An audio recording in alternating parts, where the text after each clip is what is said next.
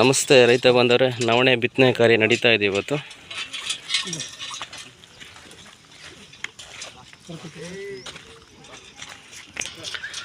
ಕುಸುಮಗಿರಿ ರೈತ ಉತ್ಪಾದಕರ ಸಂಘದ ಕಡೆಯಿಂದ ಪರಶುರಾಂಪುರ ಹೋಬಳಿಯಲ್ಲಿ ಪರಶುರಾಂಪುರ ಗ್ರಾಮದಲ್ಲಿ ಟ್ಯಾಕ್ಟ್ರಿ ತಿಮ್ಮಣ್ಣನವರ ಹೊಲದಲ್ಲಿ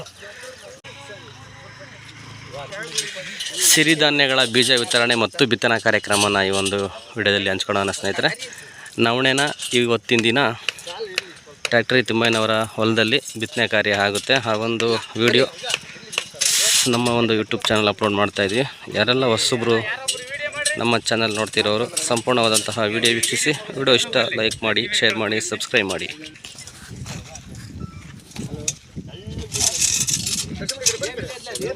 ಸ್ವಲ್ಪ ಈ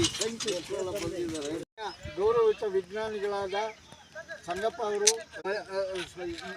ಶ್ರೀನಿವಾಸ್ ಬಾಬು ಅವರು ನಮ್ಮ ಪರಶುರಾಂಪುರ ಹೋಬಳಿಯ ಚಳ್ಳಕೆರೆ ತಾಲೂಕು ಪರಶುರಾಂಪುರ ಹೋಬಳಿಯ ಒಂದು ಸ್ಥಳಕ್ಕೆ ಬಿತ್ತನೆ ಮಾಡಲು ಸಿರಿಧಾನ್ಯಗಳನ್ನು ಅವರು ಮಾರ್ಗದರ್ಶನ ನೀಡೋಕ್ಕೆ ಬಂದಿದ್ದಾರೆ. ನಮ್ಮ ಅಖಂಡ ಕರ್ನಾಟಕ ರೈತ ಸಂಘದಿಂದ ಅವ್ರನ್ನ ಸ್ವಾಗತಿಸ್ತೀವಿ. ಈಗ ಇತ್ತೀಚಿನ ದಿನಗಳಲ್ಲಿ ನಾವು ಕಡಲೆಕಾಯಿ ಮೊರೆ ಹೋಗ್ತೀವಿ. ಕಡಲೆಕಾಯಿ ಕಳೆದ 3 ವರ್ಷಗಳಿಂದ ಕಡಲೆಕಾಯಿ ಆಗ್ತಾಯಿಲ್ಲ.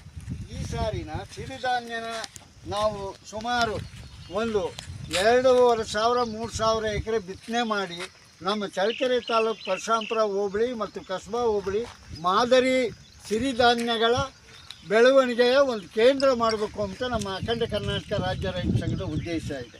ಈಗ ಚಿತ್ರದುರ್ಗ ಜಿಲ್ಲೆ ಹೊಸದುರ್ಗ ತಾಲೂಕಲ್ಲಿ ಅತಿ ಹೆಚ್ಚು ಅಂದರೆ ಒಂದು 5 ಜಿಲ್ಲೆಗಳಲ್ಲಿ ಯಾರೂ ಬೆಳೆದಷ್ಟು ಸಿರಿಧಾನ್ಯ, ಆರಕ, ನವಣೆ, ಸಾಮೆ, ಊರ್ಲು ಇವೆಲ್ಲ ಬೆಳೀತಾರೆ.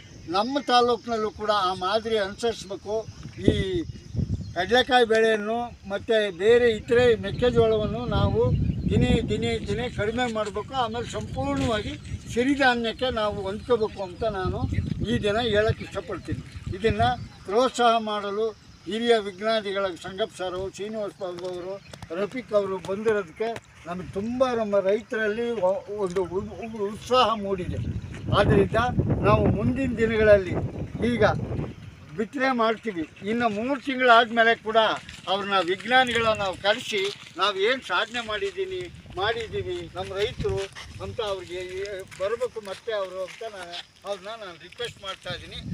ಈ ವರ್ಷದಿಂದ ನಾವು ಅತಿ ಹೆಚ್ಚು ಹೊಸದುರ್ಗ ತಾಲೂಕಿಂತ ಹೆಚ್ಚು ಸಿರಿಧಾನ್ಯ ಬೆಳೆಯೋದಕ್ಕೆ ನಾನು ವಿಜ್ಞಾನಿಗಳಿಗೆ ನಮ್ಮ ರೈತರ ಪರವಾಗಿ ಆಶ್ವಾಸನೆ ಕೊಡ್ತಾರೆ. ಬಂದಿದ್ದಕ್ಕೆ ತುಂಬ ಮತ್ತು ಮಾರ್ಗದರ್ಶನ ನೀಡಲು ಅವರು ಬಂದಿರೋದ್ರಿಂದ ನಾನು ನಮ್ಮ ಅಖಂಡ ಕರ್ನಾಟಕ ರಾಜ್ಯ ರೈತ ಸಂಘದಿಂದ ಅವರಿಗೆ ತುಂಬ ಧನ್ಯವಾದಗಳ ಅರ್ಪಿಸ್ತೀನಿ. ಸೊ ಎಲ್ರಿಗೂ ನಮಸ್ಕಾರ. ನಾವು ಭಾರತೀಯ ಸಿರಿಧಾನ್ಯ ಸಂಶೋಧನಾ ಸಂಸ್ಥೆ ಹೈದರಾಬಾದ್ ವತಿಯಿಂದ ಬಂದಿದ್ದೇವೆ. ನಾನು ಡಾಕ್ಟರ್ ಸಂಗಪ್ಪ, ನಮ್ಮ ಸೀನಿಯರ್ ಆದಂಥ ಕೆ ಶ್ರೀನಿವಾಸ್ ಬಾಬು ಸರ್, ಜೊತೆಯಲ್ಲಿ ಕೊಲೆಗ್ ಆದಂಥ ರಫಿ ಆ್ಯಂಡ್ ಪ್ರಶಾಂತ್ ಅವರು ಇಲ್ಲಿ ಸಿರಿಧಾನ್ಯಗಳ ತಂತ್ರಜ್ಞಾನಗಳನ್ನು ಇಲ್ಲಿ ನಿಮ್ಮ ಎದುರುಗಡೆ ಡೆಮಾನ್ಸ್ಟ್ರೇಟ್ ಮಾಡೋಕ್ಕೆ ನಾವು ಚಳ್ಳಕೆರೆ ತಾಲೂಕಿನಲ್ಲಿ ಚಿತ್ರದುರ್ಗ ಜಿಲ್ಲೆಯಲ್ಲಿ ಬಂದಿದ್ದೀವಿ. ಸೊ ಮುಖ್ಯವಾಗಿ ಸಿರಿಧಾನ್ಯವನ್ನು ಪ್ರಮೋಟ್ ಮಾಡೋಕ್ಕೆ ಭಾರತ ಸರ್ಕಾರದಿಂದ ಕೂಡ ಹಲವಾರು ಪ್ರಯತ್ನಗಳು ನಡೀತವೆ. ನಮ್ಮ ಸಂಸ್ಥೆಯಿಂದನೂ ಕೂಡ ಉಚಿತವಾಗಿ ಸಿರಿಧಾನ್ಯ ಬೀಜಗಳನ್ನು ರೈತರಿಗೆ ಕೊಟ್ಟು ಈ ಅಖಂಡ ರೈತರ ಸಂಘ ಜೊತೆ ಹಾಗೂ ಕುಂಡ್ರುಪಿ ಕುಸುಮಗಿರಿ ರೈತ ಉತ್ಪಾದಕರ ಸಂಸ್ಥೆಯ ಜೊತೆಗೂಡಿ ನಾವು ಈ ಚಳ್ಳಕೆರೆ ತಾಲೂಕಿನಲ್ಲಿ ನವಣೆ ಹಾಗೂ ಸಜ್ಜೆ ಅದಲ್ಲದೆ ಜೋಳನ ಕೂಡ ಪ್ರಮೋಟ್ ಮಾಡಬೇಕು ಅಂತ ಉದ್ದೇಶದಿಂದ ಭಾರತೀಯ ಸಿರಿಧಾನ್ಯ ಸಂಶೋಧನಾ ಸಂಸ್ಥೆ ಹೈದರಾಬಾದಿಂದ ಇಲ್ಲಿ ಬಂದಿದ್ದೇವೆ. ಸೊ ಮುಖ್ಯವಾಗಿ ಸಿರಿಧಾನ್ಯ ಬೆಳೆಯೋದ್ರಿಂದ ಹಲವಾರು ಪ್ರಯೋಜನಗಳಿದ್ದವು.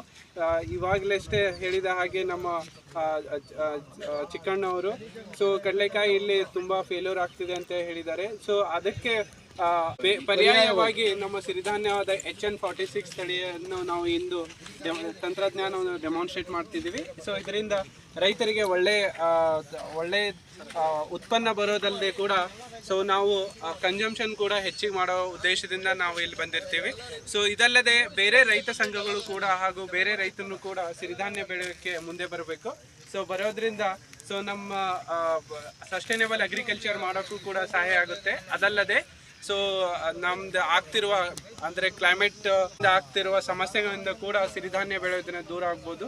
ಸೊ ನಾವು ಇನ್ನೊಮ್ಮೆ ಎಲ್ರಿಗೂ ಈ ಕಾರ್ಯಕ್ರಮಕ್ಕೆ ಬಂದಿರುವಂಥ ಎಲ್ಲ ರೈತರಿಗೂ ಧನ್ಯವಾದವನ್ನು ಅರ್ಪಿಸುತ್ತಾ ನಮ್ಮ ಸಿರಿಧಾನ್ಯ ಸಂಶೋಧನಾ ಸಂಸ್ಥೆ ಹೈದರಾಬಾದ್ ವತಿಯಿಂದ ಕೂಡ ಇರುವ ಎಲ್ಲ ಸೌಲಭ್ಯಗಳು, ತಂತ್ರಜ್ಞಾನಗಳು ಮುಖ್ಯವಾಗಿ ನಿಮಗೆ ಕೊಡ್ತೀವಿ ಅಂತ ಹೇಳ್ತಾ ನಾನು 2 మాటలు ముగిస్తాను. రైతు సోదరులందరికీ నమస్కారం అండి. నమస్కారం. మేము ఇక్కడికి వచ్చిన ముఖ్య ఉద్దేశం రెండు బ్యానర్లు కట్టాము. ఒకటి మీ ఏరియాలో మిల్లెట్స్ అంటే చిరుధాన్యాలు సాగు చేయాలి, సాగు కావాల్సిన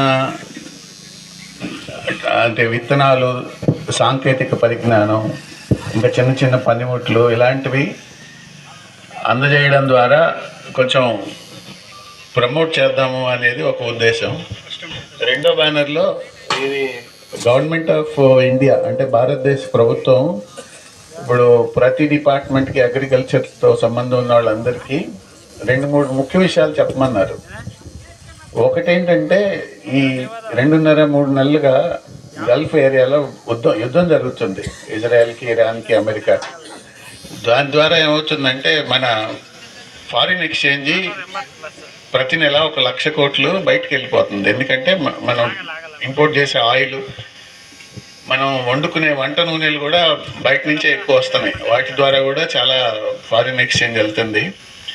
సో ఇందులో భాగంగా ఇప్పుడు ఏమవుతుందంటే ఈ యుద్ధం వల్ల ఈ మనం వేసే యూరియా, డిఏపి ఇలాంటి కాంప్లెక్స్ ఫర్టిలైజర్స్ కూడా సప్లై రావట్లేదు.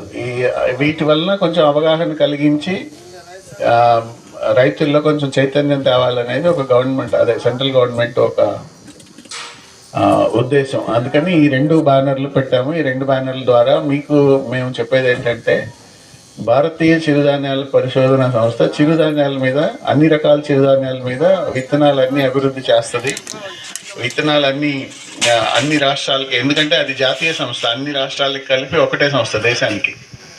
సో దాని ద్వారా మీకు కావాల్సిన విత్తనాలు ఏది అంటే ఇక్కడ పాతకాలంలో అంటే ఒక 50 సంవత్సరాల క్రితం అయితే ఏం పండించారో మధ్యలో గవర్నమెంట్ ప్రోత్సాహకాలు లేక, లేదా వాటిని ప్రాసెసింగ్ చేసే ఇది టెక్నాలజీ లేక అవి కనుమరుగైపోయినాయి. సో వాటిని అంటే అప్పుడు అవి తిన్నప్పుడు మనం అంతా ఆరోగ్యంగా ఉన్నాం. ఇప్పుడు ఏమంటారు, ఏం చెప్తున్నారంటే మనం నెలకి 2 లీటర్లు వాడితే కనీసం 200 మిల్లీలీటర్లు ఆయిల్ తగ్గించమని చెప్తున్నారు వాడకంలో. ఎందుకంటే దీని ద్వారా చాలా ఫారిన్ ఎక్స్చేంజ్ పోతుంది అని. ఇంకోటి ఏంటంటే ఈ అవసరం అయితేనే ఎరువులు వాడకం. మన పాత ఎరువులు, పచ్చి రొట్టె ఎరువులు, ఇంకా ఏమంటారు మన పశువుల దీన్ని వ్యర్థాలు వస్తాయి కదా, ఫామ్ యార్డ్ మెన్యూర్ అంటారు, మనం దిబ్బ ఎరువు అంటాం కదా, అవి కొంచెం ఎక్కువగా మనం వాడటం ద్వారా భూసారాన్ని పెంచవచ్చు, ఈ కాంప్లెక్స్ ఎరువులు కూడా తగ్గించవచ్చు. సో ఈ 2 ప్రధాన ఉద్దేశంగా మేము ఇక్కడికి వచ్చాము. ఈ 2 మా సంగప్ప గారు మంచిగా కన్నడంలో చెప్తారు.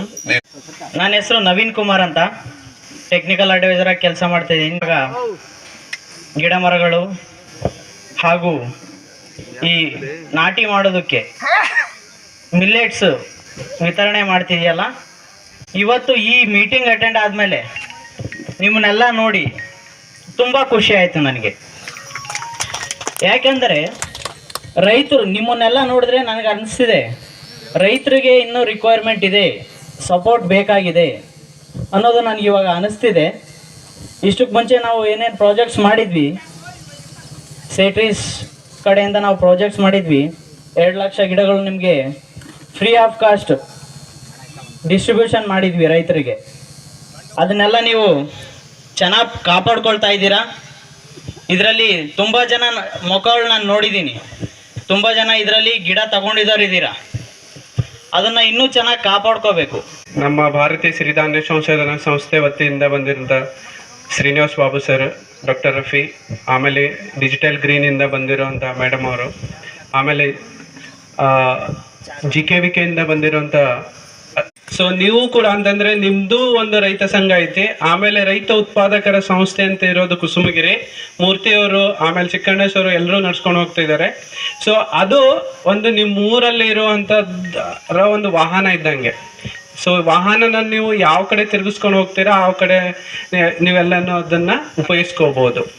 ಸೊ ನಾವು ಬಂದಿರೋ ಉದ್ದೇಶ ಸರ್ ಹೇಳಿದ್ರು ಈಗಾಗಲೇ, ನಮ್ಮದು ಸಂಸ್ಥೆ ಹೆಸರು ಭಾರತೀಯ ಸಿರಿಧಾನ್ಯ ಸಂಶೋಧನಾ ಸಂಸ್ಥೆ. ಸಿರಿಧಾನ್ಯ ಅಂತೇಳಿ ಕೇಳಿದ್ದೀರಾ ನೀವು? ಕೇಳಿದಿರ? ಎಷ್ಟು ಜನ ನೀವು ಸಿರಿಧಾನ್ಯ ಬಿತ್ತನೆ ಮಾಡ್ತಿದ್ದೀರಾ ಇದರಲ್ಲಿ? ಸಿರಿಧಾನ್ಯ ನವಣೆ ಆಗಿರ್ಬೋದು, ಸಜ್ಜೆ ಆಗಿರ್ಬೋದು, ಮೊನ್ನೆ ಚಿಕ್ಕಣ್ಣವ್ರು ಬೆಳೆದಿರೋಂಥ ರಾಗಿ ಆಗಿರ್ಬೋದು. ರಾಗಿ ಬೆಳಿತೀರಾ? ಕಡಿಮೆ ಬೆಳಿತೀರಾ? ಸಾಮೇನು ಬೆಳಿತೀರಾ? ಇತ್ತೀಚೆಗೆ ಆಗ್ತಾ ಇದ್ದೀರಾ. ಬಟ್ ನವಣೆನು ಕೂಡ ನೀವು ಬೆಳೆದಿರಾ ಅಥವಾ ಅಜ್ಜಿಯವರು, ನಮ್ಮ ಅಜ್ಜಿಯವರು ಕೂಡ ಬೆಳೆದಿರ್ತಾರೆ, ಹೌದಲ್ರಿ? ಅದೇ ಬೆಳೆದು ಅದೇ ತಿಂತಾ ಇರ್ತಿರ್ತೀವಿ, ಹೌದಾ? ಇತ್ತೀಚೆಗೆ ಸರ್ಕಾರದ ಒಂದು ಪಾಲಿಸಿ ಬಂದಿರೋದ್ರಿಂದ ನಮ್ಮ ಅಕ್ಕಿ ಗೋಧಿ ಎಲ್ಲ ಮನೆ ಮನೆಗೆ ಫ್ರೀ ಆಗಿ ಸಿಗ್ತಿರೋದ್ರಿಂದ ನೀವೆಲ್ಲ ಅಕ್ಕಿ ಗೋಧಿನ ಹೆಚ್ಚಾಗಿ ಉಪಯೋಗಿಸ್ತಾ ಇದ್ದೀರಾ, ಹೌದಲ್ಲ? ಬಟ್ ನಿಮ್ಗೆಲ್ಲಾನು ಸಿರಿಧಾನ್ಯ ಬೆಳಿಬೇಕಂತ ಅನಿಸ್ತಾ ಇದೆನಾ? ನಿಮಗೆ ಸಿರಿಧಾನ್ಯದ ಬೀಜ ನಿಮಗೆ ಪ್ರೊವೈಡ್ ಮಾಡಿದ್ರೆ, ನಿಮಗೆ ಕೊಟ್ರೆ ಸಿರಿಧಾನ್ಯ ಬೆಳಿತೀರಾ ನೀವು? ಸೊ ಯಾವ ಸಿರಿಧಾನ್ಯ ನಿಮ್ಗೆ ಬೆಳೆಯಕ್ಕೆ ಅನುಕೂಲ ಐತಿ ಇಲ್ಲಿ? ನವಣೆನ, ರಾಗಿನ, ಹಾರಕ? ಓ, ಚಿತ್ರದುರ್ಗ ಅಂತಂದ್ರೆ ಹಾರಕ ಅನ್ಬೇಕಾ ಅಥವಾ ನವಣೆ ಅನ್ಬೇಕಾ? ನವಣೆ, ಹಾರಕ. ಸೊ ನಮ್ಮ ಸಂಸ್ಥೆಯಲ್ಲಿ ನೀವು ಹೇಳಿರುವಂತದ್ದು ಎಲ್ಲ ಸಿರಿಧಾನ್ಯದ ಬೀಜಗಳು ಸಿಗ್ತಾವ್ರಿ. ನೀವು ಹೇಳಿರೋದು ಹಾರಕ ಐತಿ. ಆಲ್ರೆಡಿ ನಾವು ನವಣೆನ ಈ ಕುಸುಮಗಿರಿ ರೈತ ಉತ್ಪಾದಕರ ಸಂಸ್ಥೆಗೆ ಕಳಿಸಿದ್ದೀವಿ. 3 ಟನ್ ಅಷ್ಟು ಅಂತಂದ್ರೆ 30 ಕ್ವಿಂಟಲ್ ಅಷ್ಟು ಸಿರಿಧಾನ್ಯ ಬೀಜನ ಕುಸುಮಗಿರಿ ರೈತ ಉತ್ಪಾದಕರ ಸಂಸ್ಥೆಗೆ ಕಳಿಸಿದೀವಿ ನಾವು, ನಿಮ್ಗೆಲ್ಲ ಅನುಕೂಲ ಆಗ್ಲಿ ಅಂತ. ಅದೇ ಜೊತೆಯಲ್ಲಿ ಸಜ್ಜೆನೂ ಕಳಿಸಿದ್ದೇವೆ. ಸಜ್ಜೆ ಯಾರಾದ್ರೂ ಬೆಳಿತೀರಾ ಈ ಕಡೆ? ಮೊದಲು ಬೆಳೆದಿರ್ತೀರಾ, ಬಟ್ ಇವಾಗ್ಲೂ ಬೆಳಿತೀರಾ ಅಂತಂದ್ರೆ ನಾವು ನಿಮ್ಗೆ ಬೇಕಾಗಿರುವಂತ ಒಳ್ಳೆ ಗುಣಮಟ್ಟದ ಬೀಜನ ಉಚಿತವಾಗಿ ಕುಸುಮಗಿರಿ ರೈತ ಉತ್ಪಾದಕರ ಸಂಸ್ಥೆಯ ಮುಖಾಂತರ ಕೊಡ್ತಾ ಇದ್ದೇವೆ. ಜೊತೆಯಲ್ಲಿ ಚಿಕ್ಕಣ್ಣವರು ರಾಗಿ ಬೆಳೆದಿದ್ರು, ಅವ್ರದ್ದು ನೋಡಿದೀರಾ? ನ್ಯೂಸ್ ಪೇಪರ್ ಅಲ್ಲಿ ಓದಿದೀರಾ ಅವ್ರ ಬಗ್ಗೆ? ಅವರು ಸುಮಾರಿಗೆ 130 ಕ್ವಿಂಟಲ್ಗಿಂತ ಹೆಚ್ಚಾಗಿ ರಾಗಿ ಬೆಳೆದಿರ್ತಾರೆ 6 ಎಕರೆಯಲ್ಲಿ. ಕೇಳಿದಿರಲ್ಲ ಅವ್ರ ಬಗ್ಗೆ? ಸೊ ಅವರಿಗೆ ಒಳ್ಳೆ ಪ್ರಶಸ್ತಿ ಕೂಡ, ರಾಜ್ಯ ಪ್ರಶಸ್ತಿ ಕೂಡ ಸಿಕ್ಕಿದಾವೆ. ಆಮೇಲೆ ನಮ್ಮ ಸಂಸ್ಥೆಯಿಂದ ಕೂಡ ಅವರಿಗೆ ಸನ್ಮಾನ ಮಾಡಿದ್ದೇವೆ. ಸೊ ಇದಕ್ಕೆಲ್ಲ ಏನ್ ಕಾರಣ ಅಂತಂದ್ರೆ ನಿಮ್ಮ ಒಗ್ಗಟ್ಟು. ನೀವು ಒಗ್ಗಟ್ಟಾಗಿದ್ರಿ. ಆಮೇಲೆ ಕುಸುಮಗಿರಿ ರೈತ ಉತ್ಪಾದಕರ ಸಂಸ್ಥೆ ನಮ್ಮ ಸಂಸ್ಥೆಗೆ ಒಂದು ವಿನಂತಿ ಮಾಡ್ಕೊತು, ನಮ್ಮ ಹತ್ರ ಒಳ್ಳೆ ರೈತರಿದ್ದಾರೆ, ಒಗ್ಗಟ್ಟಿನಾಗೆ ರೈತರಿದ್ದಾರೆ, ಅವರೆಲ್ಲ ಸಿರಿಧಾನ್ಯ ಬೆಳಿತಾರೆ. ಸೊ ಸಿರಿಧಾನ್ಯ ಬೀಜ ನೀವು ನಮ್ಗೆ ಕೊಟ್ರೆ ನಾವು ರೈತರಿಗೆ ಕೊಟ್ಟಿರ್ತೀವಿ. ಅವ್ರು ಬೆಳೆದಾದ್ಮೇಲೆ ಅವ್ರದ್ದು ಆದಾಯನೂ ಕೂಡ ಹೆಚ್ಚಾಗುತ್ತೆ. ಜೊತೆಯಲ್ಲಿ ಈ ಚಿತ್ರದುರ್ಗ ಜಿಲ್ಲೆಯಲ್ಲಿ ಸಿರಿಧಾನ್ಯ ಸೇವನೆ ಕೂಡ ಹೆಚ್ಚಾಗುತ್ತೆ ಅಂತ ಕುಸುಮಗಿರಿ ರೈತ ಉತ್ಪಾದಕರ ಸಂಸ್ಥೆ ನಮ್ಮ CEO ಆದಂತ ಮೂರ್ತಿ ಅವರು ನಮ್ಮ ಸಂಸ್ಥೆಗೆ ಪತ್ರ ಬರೆದಿದ್ರು. ಸೊ ಅವ್ರ ಬರೆದಿರೋ ಪತ್ರದ ಕಾರಣದಿಂದನೇ ನಾವು ನಿಮ್ಮ ಊರಲ್ಲಿ ಬರೋಕ್ಕೆ సాధ్య ಆಯ್ತು. సో ಇದಕ್ಕೆಲ್ಲ ఏం కారణం ಅಂತಂದ್ರೆ నిమ్దెల్ల ఒగ్గట్టు. రిస్క్ తీసుకుంటేనే ముందుకెళ్తాం. కమిట్మెంట్ ఉంది. సో మాకు మేము ప్రాజెక్ట్ ఇచ్చినప్పుడు కూడా కేవలం 25,000 మొక్కలు ఇచ్చాం. సో 25,000 మొక్కలు ఇచ్చినప్పుడు ఆయన ఏమన్నారంటే, సార్ నాకు 25,000 ఇస్తే సరిపోదు, ఇంకా ఎక్కువ కావాలంటే మీరు చేయండి, తర్వాత చూద్దామని. సో 25,000 కాస్త 2,20,000 అయింది. సో దీనికి ఆయన శ్రమ పడ్డాం. సో నవీన్ ఎవరైతే ఉన్నారో వారు శ్రమ పడ్డాం. సో ఇలా అందరు శ్రమపడ్డప్పటికీ సో కంపెనీకి కూడా కొంచెం నమ్మకం కలగాలి. సో ఎగ్జాక్ట్లీ ఒక నెల కిందట కొర్లకుంట గ్రామంలో ఇక్కడ ఒక రైతు సంఘం అధ్యక్షులు ఉన్నారు, ఆయన పేరు గుర్తు రావట్లేదు, రామచంద్రప్ప గారు ఉన్నారు. సో ఆయన పొలంలో ప్రతి మొక్కని కౌంట్ చేశారనమాట. సో ఇన్ఫోసిస్ కంపెనీ, సో వాళ్ళు సపోర్ట్ చేసిన ప్రతి మొక్కని కౌంట్ చేశారు. ఆ ఊర్లో 8 ప్లాట్స్ ఉన్నాయి, 8 ప్లాట్స్ బాగుంది. సో ఫస్ట్ ఆఫ్ ఆల్ మీరు ఇంత ప్రాజెక్ట్ని ఎగ్జిక్యూట్ చేసిన మూర్తి గారికి, వారి టీంకి సో మేము చాలా ప్రత్యేకంగా ధన్యవాదాలు చెప్పాలి. టీం కూడా అక్కడ ఇన్ఫోసిస్ కంపెనీ వాళ్ళు కూడా సాటిస్ఫై అయ్యారు. సో అలానే ఇంకొక పెద్ద ప్రాజెక్ట్ ఏదైనా తీసుకురావాలి అంటే ఇక్కడ స్కోప్ ఉందా లేదా అని మేము మూర్తి గారిని ముందు నుంచి అడిగితే దాదాపు ఇంకొక 2 లక్షల వరకు మాకు స్కోప్ ఉంది సార్ అని కూడా వారు చెప్పారు. సో దీనికి ఇంకొక కొత్త కంపెనీతో కూడా తయారు చేస్తున్నాం. సో ఇంకా మిల్లెట్స్ సంబంధించి సార్ వాళ్ళు చాలా బాగా క్లుప్తంగా రైతులకు వివరించి చెప్తున్నారు. సో ఇలాంటిది అంటే వేరే చోట చెప్పడానికి ఎవరు లేరు. సో మేబీ వారు హైదరాబాద్ నుంచి అండ్ బెంగళూరు నుంచి వచ్చి ఇంత మారుమూల ప్రాంతంలో చెప్తున్నారు. అలాగే చిక్కన్న సార్ ఆయన ఒక ఫార్మర్స్ మీటింగ్లో కూడా చెప్పారు, నేను మిల్లెట్ సాగు చేస్తున్నాను అంటే. మేము ఆ రోజు జస్ట్ ఒక అంటే అందరూ మిల్లెట్ గురించి చెప్తారు, మేము దాదాపు 10 years నుంచి చూస్తున్నాం సార్, ఈ మిల్లెట్ గురించి చెప్తున్నారు, సాగు చేస్తున్నారు, ప్రకృతి వ్యవసాయం చేస్తున్నారు అంటే నవ్వుకున్నాం అనమాట. సో ఇక్కడ రైతులు ఎట్లా అయితే ఫీల్ అయ్యారో మేము అట్లా ఫీల్ అయ్యాం. ఇదంతా జరగదు, ఇక్కడ మా స్టాఫ్ PM కూడా ఉన్నారు, ఈయన కుందూరులో వర్క్ చేశారు. సో ఏదో జరుగుతుందా లేదా అనే డౌట్ ఉండింది. బట్ ఎప్పుడైతే మీరు అక్కడ స్టాల్ ఎస్టాబ్లిష్ చేసి ఆయన చిక్కన్న గారిని వారి స్టాఫ్ని ప్రొజెక్ట్ చేశారో దెన్ ఓకే సక్సెస్ అవుతుంది, రైతులకు కూడా నమ్మకం ఉంది. నా పేరు యశోద, మా సంస్థ పేరు డిజిటల్ గ్రే. సో డిసగ్రీన్ సంస్థ ఏంటంటే టెక్నాలజీ పరంగా అంటే ఎఫ్పిఓస్కి వాళ్ళకి ఒక డాష్ బోర్డ్ ఇవ్వడము, రైట్ ఫ్రమ్ అంటే ఈఫామ్ ప్రాజెక్ట్లో మట్టి పరీక్ష దగ్గర నుంచి మార్కెట్ లింకేజ్ వరకు ప్రతి స్టెప్లో ఎలా చేసుకొని హెల్ప్ చేస్తాం. నరసింహమూర్తి గారు ఫస్ట్ మమ్మల్ని అప్రోచ్ అయినప్పుడు అనంతపూర్లో చాలా ఎన్జిఓస్ ఉన్నాయి, ఇందాక మనోహర్ గారు చెప్పినట్టు. సో ఇంత చిన్న ఎఫ్పిఓ ఏం వర్క్ చేస్తుంది అని ఫస్ట్ మేము అనుకున్నాం. కానీ ఆయన ఎప్పుడు కూడా అంటే మనోహర్ గారు చెప్పినట్టు ఇందాక ఎప్పుడు కూడా ఫోన్ లిఫ్ట్ చేయకుండా ఉండలేదు. ఎప్పుడు కూడా మమ్మల్ని వెంటపడేవాడు. మేము మా ఎఫ్పిఓ ఎదగాలంటే ఏం చేయాలి, మా ఎఫ్పిఓకి అంటే రైట్ నేను ఏం చేస్తే ఇంకా ముందుకెళ్తాను, ఇంకా ఇది చేద్దాం అంటే ఏది వదిలేవాడు కాదు. సాయిల్ టెస్ట్ వస్తే మాకు ఇవ్వండి మేడం మేము చేస్తాం. సో ఏ అవకాశం వచ్చినా మాకు ఇవ్వండి మేము చేస్తాం, నేను చెయ్యలేను అనే మాట నేను ఎప్పుడు వినలేదు. సో ప్రతి స్టెప్ని ప్రతి ఆపర్చునిటీ గ్రాప్ చేసుకుంటూ వచ్చాడు. ఎక్కడ వెళ్తే అక్కడ రైతులకు హెల్ప్ చేసి ఏదైనా ట్రైనింగ్ కండక్ట్ చేసామనుకోండి, మేడం మా వాళ్ళు ఇద్దరిని పంపిస్తా, అది మాకు ఎలా ఉపయోగపడుతుందో మాకు తెలియదు, కానీ మా వాళ్ళు ఉండాలి, మా వాళ్ళు నేర్చుకోవాలి. ఇలా ప్రతి స్టెప్లో నరసింహమూర్తి గారు యాక్టివ్గా వర్క్ చేశారు. సో ఇవాళ అంటే మనోహర్ గారు ఇదే అంటే ఒక 2 years back 1 year back Manohar గారు ఫస్ట్ అడిగారు, నరసింహమూర్తి గారు చెట్లు అడుగుతున్నారు ఇవ్వచ్చా లేదా మేడం ఎలా అనేసి. నేను అప్పుడు ఫస్ట్ ఒకటే చెప్పాను, నాకు తెలిసినంత వరకు ఆయన ట్రస్టబుల్ పర్సన్ అండి, ఇస్తే చేసి చూపిస్తాడు, ఒకసారి ఇచ్చి చూడండి అని చెప్పాను. సో వాళ్ళు అలాగే ఇచ్చారు, ఆయన ఆ మాట పోకుండా ఇచ్చారు. సో అలా ఇదే కాదు, నేను ఎక్కడ కొలాబరేట్ ఎక్కడ వెళ్తున్నా కూడా మేము ప్రతిదాన్ని ఫస్ట్ నేను కుసుమూరి ఎఫ్పిఓకే చెప్తా. మన సేట్రీస్ కంపెనీ నుంచి అరుణ్ కుమార్ సార్ గారు 2 మాటలు మాట్లాడుతుందిగా కోరుతున్నాము.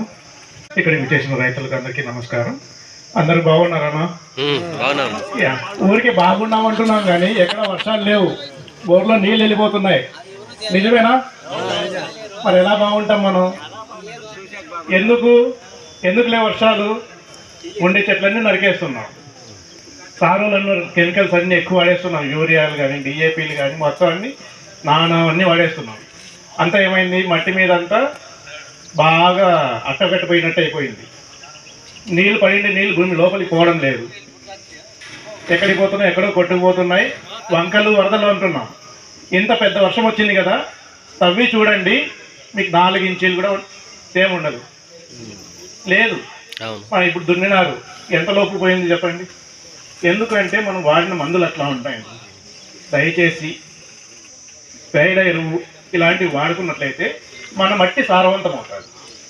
అప్పుడు మన భూమిలోకి నీళ్లు కూడా పోయే అవకాశం ఉంటుంది, మన బోర్లోకి నీళ్ళు వస్తాయి.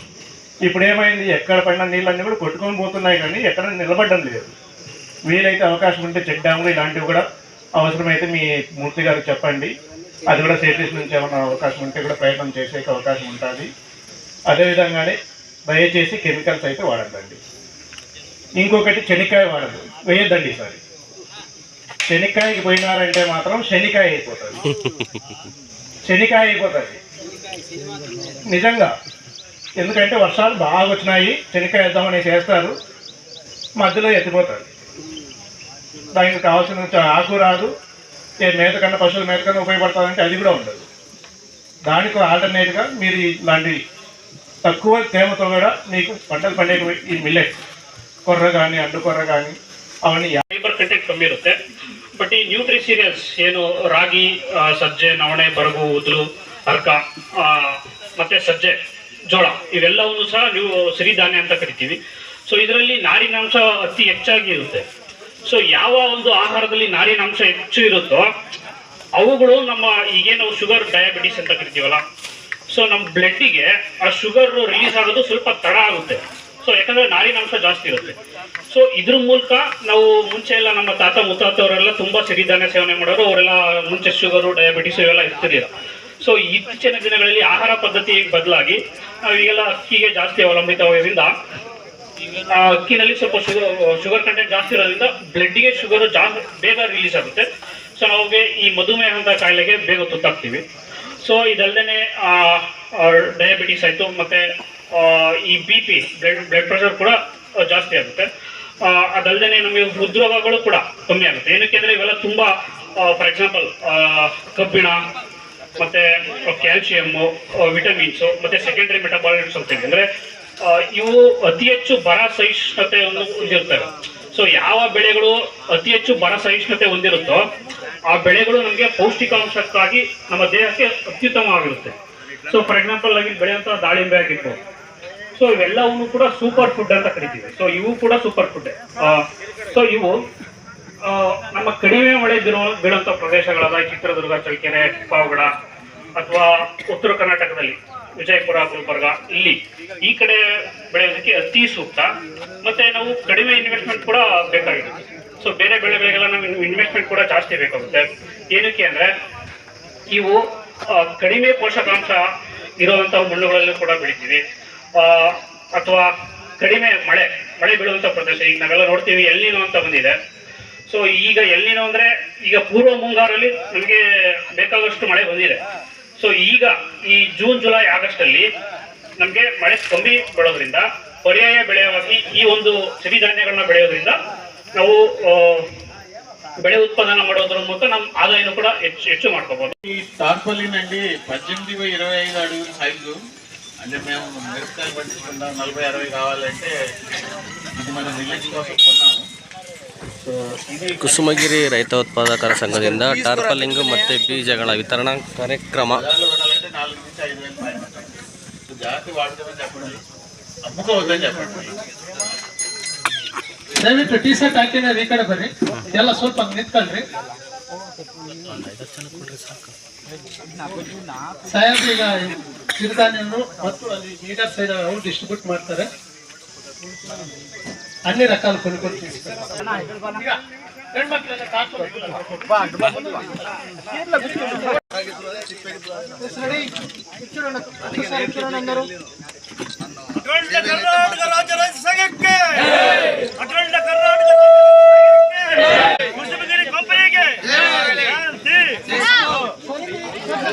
ಇಲ್ಲೇ ನೋಡ್ತಿದ್ರಲ್ವಾ, ಇವತ್ತಿನ ಅಖಂಡ ಕರ್ನಾಟಕ ರಾಜ್ಯ ರೈತ ಸಂಘದ ಒಂದು ಊಟದ ವ್ಯವಸ್ಥೆ ಎಲ್ಲ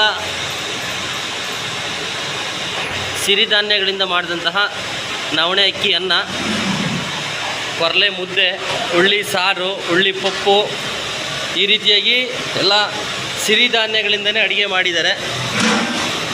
ಇಕ್ಕಿದ್ದಾರೆ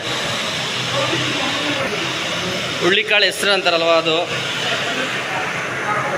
ನವಣೆ ಅಕ್ಕಿ ಅನ್ನ, ಕೊರಲೆ ಮುದ್ದೆ, ಈ ರೀತಿಯಾಗಿ ಬರೀ ಸಿರಿಧಾನ್ಯಗಳಿಂದ ಮಾಡಿದಂತಹ ಊಟದ ವ್ಯವಸ್ಥೆ ಇದೆ.